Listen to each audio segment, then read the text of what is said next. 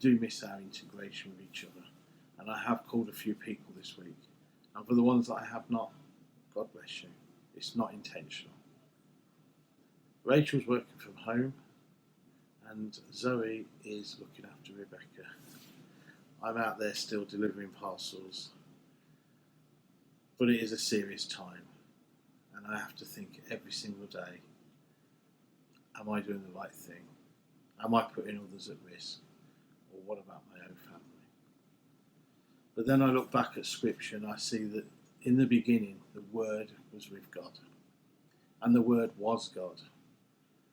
When Adam and Eve left the garden, God made the land hard and the plants were thick with thorns.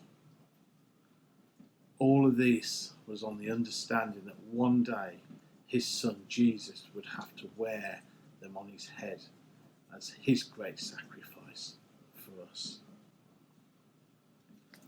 10 years ago I had an accident that caused me not to walk.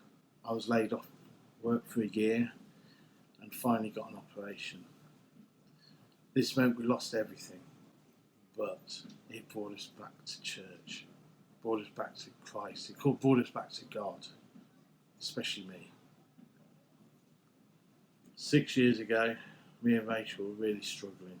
We'd been coming to the Elim Church for several years at this point. We were really struggling. We had bills, we had a house, we had general living, and we lived month to month. We always believed that God had a plan for us. First of all, I couldn't walk, and then spiritually, but we could. Our household talks in the past about church were how I was brought up, which was probably very negative. But we knew as a couple that God had a plan for us. Just like he had a plan for his son in the beginning, he had one for us too. Rachel got a fax at work once, and it was a biblical story about how to build a house on a firm foundation. And then Cap came to church, and we took seats in the first session. As a couple, we took control of our finances and set ourselves goals. We worked hard on it. It was not an easy task. Cap money was not a plan from man, but from God. We prayed over it many times. And without even noticing, our prayers were being answered. Our debts were falling away. Our financial freedom was in 4 years. We've got savings. The kids have got ISAs. And the latest thing was our move to Knifton. A larger house and at half the expense. Okay, it needs a lot of work. When the virus came,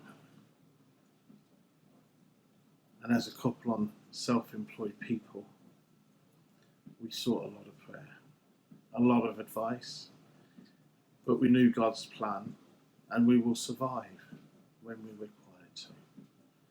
We feel that God has guided us well, and we also feel that he has told us to keep on giving generously, as this world is in a grip of a darkness at the moment. We need to help where we can with supplies. He's told us to be mindful and careful, as many will be looking for help.